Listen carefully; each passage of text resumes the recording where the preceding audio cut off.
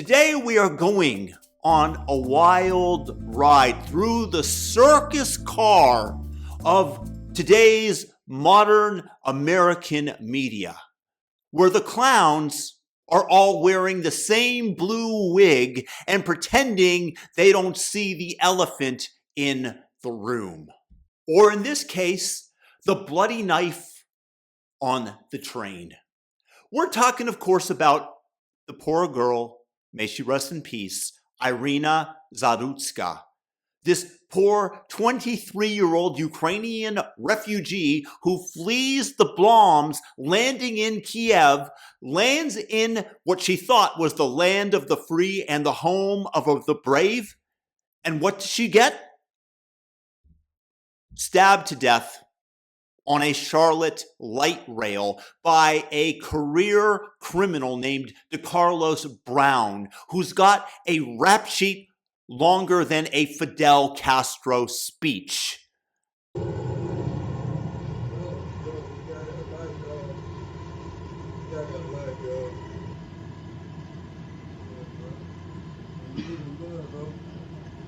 The guy mutters, "I got that white girl. I got that white girl," repeatedly on camera, while he's dripping blood like he's auditioning for a low-budget horror flick, some Black Friday the 13th. Hell, now I asked around, I even poked the Hive, the leftist Reddit hive mind, and I asked what they thought of the incident, why it wasn't covered. And I got a swarm of commie trolls buzzing, "It's all I've heard about the last few days." The last few days. This horrific event happened 2 weeks ago, on August 22nd, to be exact. And the big media, crickets. Not a peep, of course, as I said before, from the Washington Post, the New York Times, from AP, from Reuters. Nada, zip, zero, nada, zilch. It's like they got the memo. If it bleeds, it leads. Unless it makes the wrong people look bad. And sure, America has more murders than a Tarantino marathon, but come on. This one was served on a gold-plated platter of sensationalism from the outset. A young, beautiful, blonde immigrant woman chasing the American dream after dodging Russian missiles gets off in a random stab fest on public transit. There's video, mind you. Surveillance footage that hits like a gut punch. Her sitting there minding her own business. I can't show it to you, but suddenly, bam, this guy's on her like a rabid raccoon.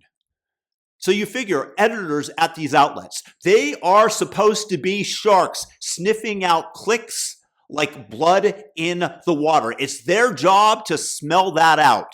Revenue is their god. Bonuses, their communion wine. So why the blackout? That's the question. Are they just a bunch of bumbling idiots? Tripping. They're literally tripping over veins of media gold and going, I'm going to pass on that. Give me that kale smoothie instead. Because honestly, that can't be it. Because competition would have one of them jumping on it faster than Captain America on a grenade ready to detonate, except this time it's detonating wads of cash. No, these folks, they cannot be collectively that stupid. There's no possibility that they've all risen to the ranks of head editors and just conveniently not seen this.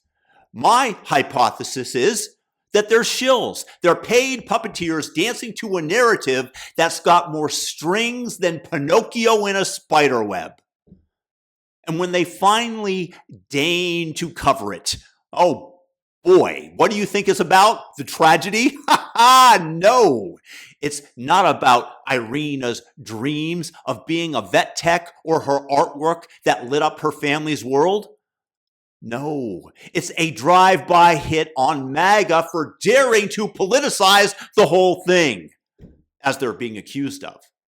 How dare those red hatters, those deplorables, use this to bash our progressive policies. They're whining this while ignoring the elephant, or rather, the perp with tons and tons of priors who should have been locked up tighter than Fort Knox, but was let loose thanks to the revolving door of the soft on crime nonsense that is putting at risk innocent people. The focus: defend the narrative at all costs, protect the black suspect, bury the white victim, and scream racism to cover your tracks. And if anyone dares to notice the double standard, if it was white on black, ho, everybody knows and can agree, and leave it in the comments if you don't. Wall-to-wall coverage, candlelight vigils, the works.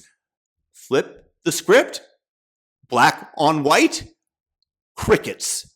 Then, when it's noticed that there's no one speaking, backlash from the likes of Axios, from the New York Times. So who do you think is footing the bill for this circus? Who's greasing the wheels of this one-way censorship superhighway? What are they paid in? Psychic brownie points for the social justice warriors? Sure. You've got to defend the oppressed, no matter how many innocents bleed out literally on the floor. But don't you think that cold, hard cash might be involved? You have to bet your firstborn child, because that is a virtual certainty. Because in my opinion, it's follow the money, amigos. Follow the money. Is it the CCP, those sneaky pandas who've been buying up Hollywood scripts and TikTok souls, amping up the Soviet subversion playbook that Yuri Bezmenov warned us about back in the 1980s? He called it ideological subversion. Demoralize the West. Make them too guilty to defend themselves, and boy, are they doing an excellent job. China, in fairness, didn't invent the game. They just are able to supercharge it with billions in influence ops dollars, whispering in media ears, pump up the volume, divide, divide, divide. Or maybe it's a combo platter, woke points plus yuan, served with a side of Soros salad and USAID money. Because whatever it is clearly outbidding the profit motive that is embedded in an editor sitting with a story like this in hand, thinking this could rake in the clicks and the dough. But suddenly his phone rings. Publish this and kiss your funding goodbye.